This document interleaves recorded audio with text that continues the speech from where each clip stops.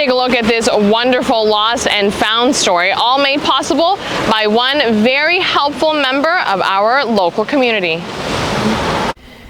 Imagine going for a swim in the ocean and losing something valuable. Trying to find something that you've lost in the sand or in the water is like searching for a needle in a haystack, maybe even worse. Meet Autumn and Missy. In September 2019, they took a family trip to Aruba, and Autumn had a very rough start to her vacation. Day one of our vacation, we were hanging out at the pool, we were having a good time, and then it was my brilliant idea. I said, let's go in the ocean. Like, we came all this way to Aruba, let's go in the ocean. Not realizing that my ring was becoming loose because my hands were like cold. So probably we were in the ocean, I would say good, maybe 5-10 minutes, and my ring slipped off. And I, not thinking that the water was crystal clear, I was like, oh, no problem, we should find it easily. Well, joke's on me. After looking for it for 2 hours, it got dark out and we had to go back to our hotel room, and the hysterical crying kicked in, and I was like, oh my gosh, what am I going to do about my ring? It was just horrible.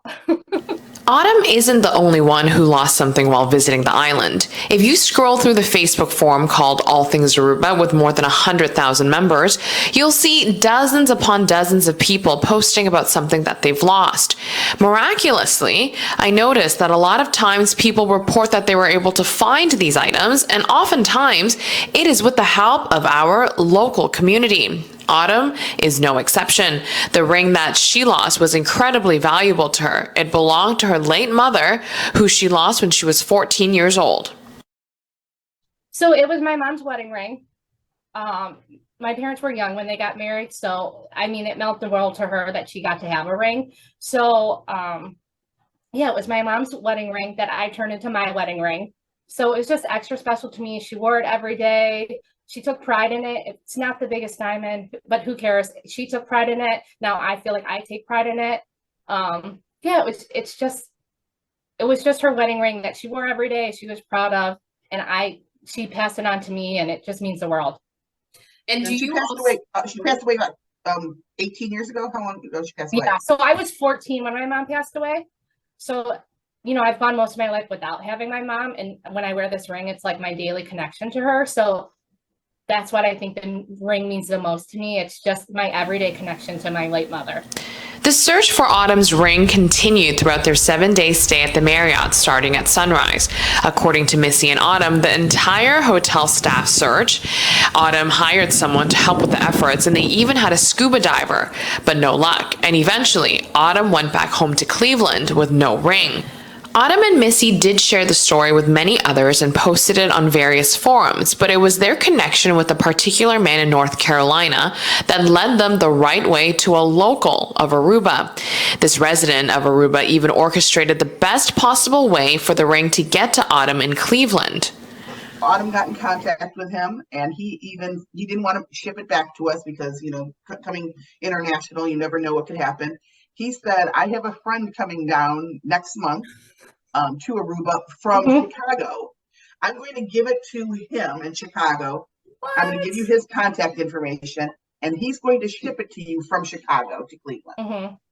And he said, all I ask, I don't want any money for your reward. And the guy, he was very smart. He had me send him a picture of the ring because he didn't want, I'm trying to think, he wanted to make sure that I was the actual owner of the ring. So I had to send him pictures of me wearing it. I sent him several pictures because he wanted to prove that I was the actual true owner of the ring. So when I got in contact with him, I said, what can I do? Can I please send you money? Like, please. And he said, I don't want anything. You getting your ring back is the ultimate reward. He's like, the only thing I ask for is that you pay to have it overnighted from Chicago to Cleveland. All I ask for is that you overnight, like, send me money so I can overnight it to you.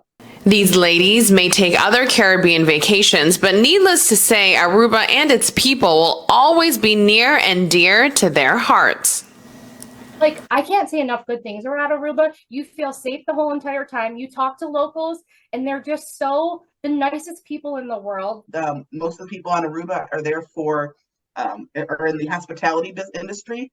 So you want people to keep coming back. If there's no hospitality, there's no, the Aruba is in decline. It makes you want to keep coming back. because of the good in people there. You know, there's a good in people, and unfortunately, it's not everywhere in the world. So Autumn, how careful are you now with your ring? Do you still wear it?